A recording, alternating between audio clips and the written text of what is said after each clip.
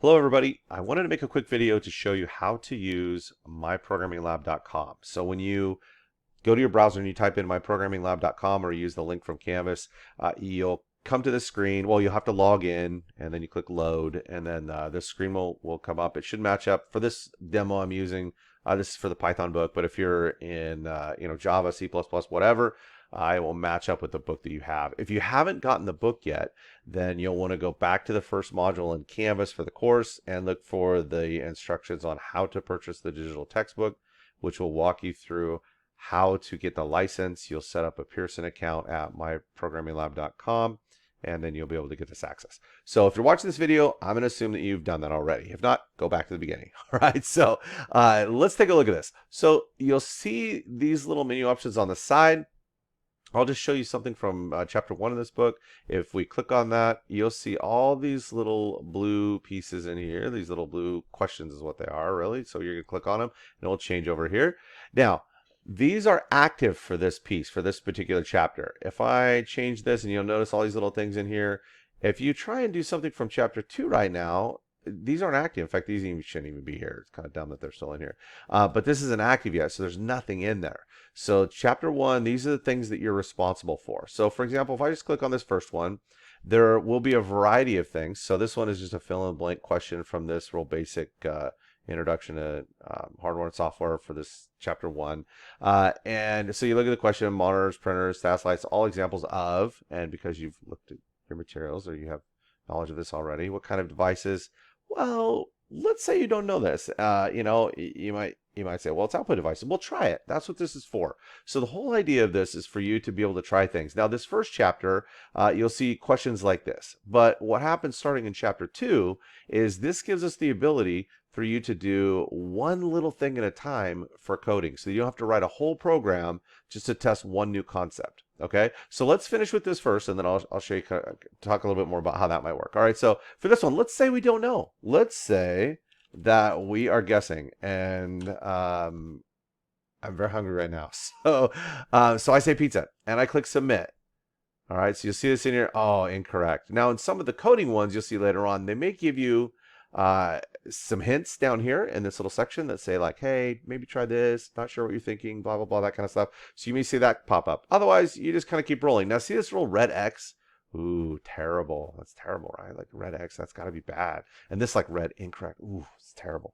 So let's see. What do we have for dinner? I think we're having, I don't know, something with chicken probably. I don't know. So let's see. So I try that again. Again, nothing. So here's my little piece over here. I got it wrong again. Okay. And the idea that for this, for me, you see this tab that says work area? There's another tab here that says solutions. Okay. So typically, I know some instructors that use this as more of like a quizzing software and you won't see a solutions tab. I will always provide the solutions tab. So my goal with this particular site, when you're using this in the book, like I mentioned, it's going through and it's teaching you concepts for different things. So for example, you're going to learn how to assign variables to set like 7 equals to a variable name X or whatever, right? So you'll see little things like that where you don't have to write a whole program to test something, but you'll write out one statement that assigns that value to a particular variable, and then you'll submit it and you'll check it. And it gives you a chance to practice that. And so you'll get to do that several times and try different things. So my whole idea with this, and the reason why I provide the solutions tab, is I don't want you to spend, you see these assignments in here, I don't want you to spend 10 hours doing this. Okay, so with the programming stuff, when we get to chapter 2 and then beyond, it'll take you a little bit more time, and you'll see some of the chapters. I know, like for the variables one, for example, there are a lot of things to give you practice. But sometimes the question may be a little confusing to you, right? So I know when I go through these, sometimes I look at this, and I remember my days as a student, and I'm not sure my days as a student have ever ended, but especially in tech. But anyway, you look at something, you read something, you try something, you're like, what are they even talking about? So I provide the solutions tab on here, so you can click on here, and for the coding stuff, they'll give you lots of ways of doing it. Okay, so it tells you here, oh, it's output, and you're like, oh, that's what they were asking for. Okay, I get it. And then you just simply go back here and type in output and hit submit, and you are good to go. So here we go with this little green check mark, and that's it.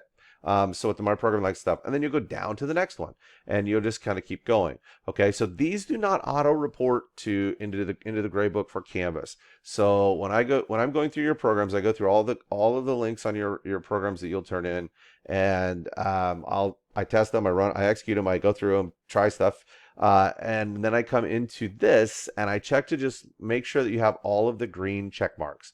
That's all I care about. I don't care about if it's got red X's. It just needs to be attempted. It tells me when I look at my screen, this will tell me that this was attempted. What we put two different things in there before we get the right answer. It'll say 3 attempts. I don't care at all. Like, that doesn't matter to me at all. I just want to see that you have the green check marks.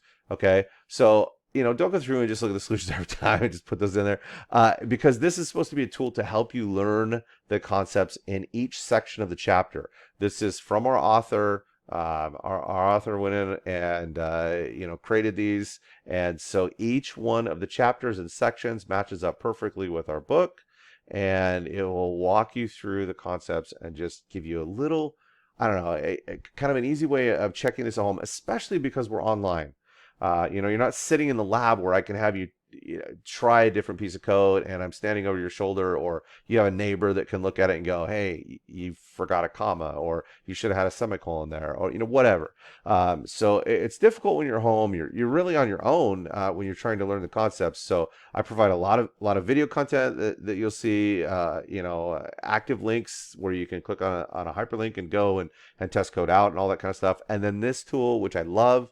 And so what I suggest to you is, as you go through things, I would like you to go through the book and the PowerPoint, sort of section by section, but have this open as well in another tab so that you can go through and do one section at a time. So as you learn about, well, this is just hardware software, but if we were looking at chapter 2, as you learn about, variables and assigning variables, do that section, come in here and do all the activities that go along with that particular section, and it will help you kind of solidify the concepts. You'll see other examples. If you get stuck on something, you're not understanding exactly what's going on after the videos, the PowerPoint, that kind of stuff, these little solution tab and the solutions they provide will help you kind of see what they're asking for, and it just gives you a different way of learning the concepts and trying to figure them out and see what's going on. So with coding, I really think that coding in general, and then each new concept you learn, it just clicks, I think, with you. So you look at it and it's just mush, and then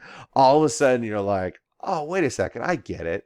And the feedback that I've gotten from students, I've used this MyProgrammingLab piece for a long time, and the feedback I get from students is this is very helpful to sort of just turn the light bulb on and go, oh yeah, I get it now. Okay, so anyway, so that's what this is for. I wanted to make this video really, I guess we're 8 minutes now, darn it, sorry, it wasn't that quick. But anyway, so hopefully that gives you an overview of this. When you are done and all for that particular week, you'll have the due dates for these, and I post those in Canvas when you're supposed to do these.